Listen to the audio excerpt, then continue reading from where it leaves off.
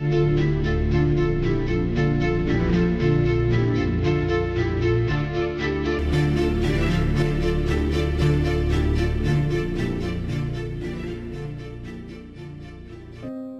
faut intervenir avant qu'il ne soit trop tard. Il faut qu'il y ait une conscience, quelque part, qui sonne l'alerte pour les opinions nationales menacées de cette gangrène progressive. Une conscience, quelque part, qui leur montre le péril. Une juridiction internationale au sein du Conseil de l'Europe. Un système de contrôle et de garantie, ce pourrait être cette conscience dont nous avons tous besoin. Each year, tens of thousands of people who consider that their fundamental rights have been breached turn to the European Court of Human Rights. What is this court, which for over half a century has allowed individuals to have states held to account and whose decisions may ultimately affect our everyday lives? It was in 1949, in the aftermath of the Second World War, that a number of countries joined forces to set up the Council of Europe in order to promote human rights, democracy and the rule of law across Europe. They adopted the European Convention on Human Rights, setting up a system that was unique at that time, including a binding supervisory mechanism. That was how the court came into being in 1959, reflecting the member states' desire never again to experience the atrocities committed in the mid-20th century. 12 states signed up initially. Now there are almost 50 of them. The court is based in Strasbourg, in the Human Rights Building. It is composed of one judge for each member state of the Council of Europe. The judges, who are elected by the Parliamentary Assembly of the Council of Europe, are fully independent and do not represent any national interests. In dealing with cases, the judges are assisted by the registry, which employs qualified staff from all the member states. The court receives hundreds of letters and phone calls every day. When applications arrive at the court, they are sorted and then dispatched to one of the units of the registry which prepare the files for the judges.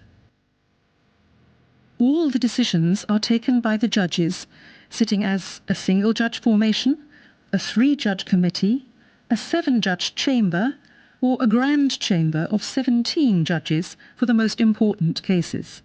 The procedure is conducted in writing, but in a very few cases the court also holds public hearings, all of which are filmed and can be viewed via webcast. The court receives a huge number of applications every year. However, the vast majority of them are rejected at the admissibility stage because the criteria for applying to the court have not been met. For example, because the applicants have not first raised their case before the national courts. For that reason, the court delivers judgment on the merits in only a small proportion of the cases brought before it. It then rules on whether or not there has been a violation of the Convention, and it may award financial compensation. Since it was first set up, the court has completed the examination of hundreds of thousands of cases. This is hardly surprising, given that the number of individuals covered by this system totals around 820 million people. That is the number of potential applicants living in the countries which have undertaken to comply with the Convention. In reality, however, there are even more potential applicants, non-Europeans, whether they are refugees or other individuals who happen to be within the jurisdiction of a member state, are also protected. For instance, the court found a violation of the Convention by Italy following the forced return of Somalians and Eritreans to Libya, from where they had originally set out by boat for Europe. The court held that they would be at risk of ill treatment if they were repatriated. In exceptional cases, the scope of the Convention can also extend beyond Europe's borders. The court found the United Kingdom to be in breach of the Convention following the deaths of civilians in Iraq during security operations carried out by British forces. The court held that, as an occupying power responsible for maintaining security in the region concerned, the United Kingdom should have conducted an investigation into civilian deaths in which British soldiers were involved. A state can thus be held responsible for events occurring outside its territory. But states can also be held accountable for acts committed within their jurisdiction by another state, if they were aware of them. This was the case with the former Yugoslav Republic of Macedonia, which was found to be in breach of the Convention because a person suspected of terrorism was tortured while on that state's territory. The torture had been committed by CIA agents, but in the presence of officials of the state concerned. Numerous rights are protected under the Convention. The most fundamental is the right to life, and the death penalty is no longer applied in any member state of the Council of Europe. Some cases concern the treatment to which the population is subjected in conflict zones.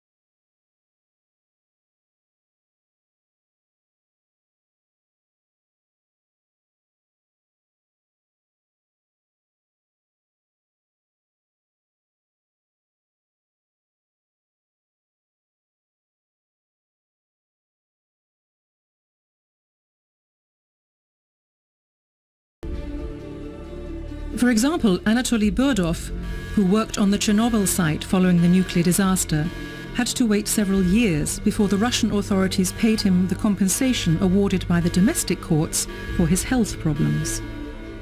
The court in Strasbourg held that a state could not cite budget shortages as a reason for not executing a judicial decision. The rights and freedoms contained in the Convention are set out in general terms, and the court has to interpret them in the context of today's society, in order to avoid the Convention becoming a document that is out of touch with contemporary issues. For instance, the court has delivered judgments in several cases concerning discrimination against homosexuals, whether in the context of the criminalization of homosexuality, the ban on homosexuals in the armed forces or the organization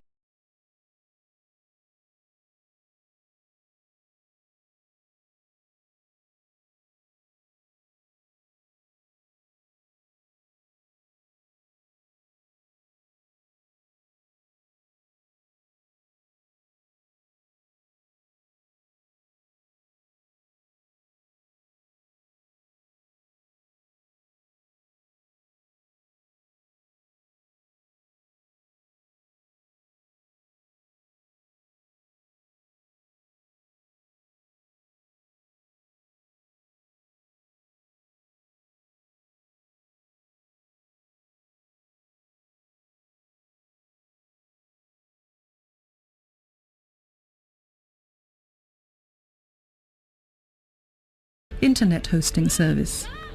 The court held that restricting access to the Internet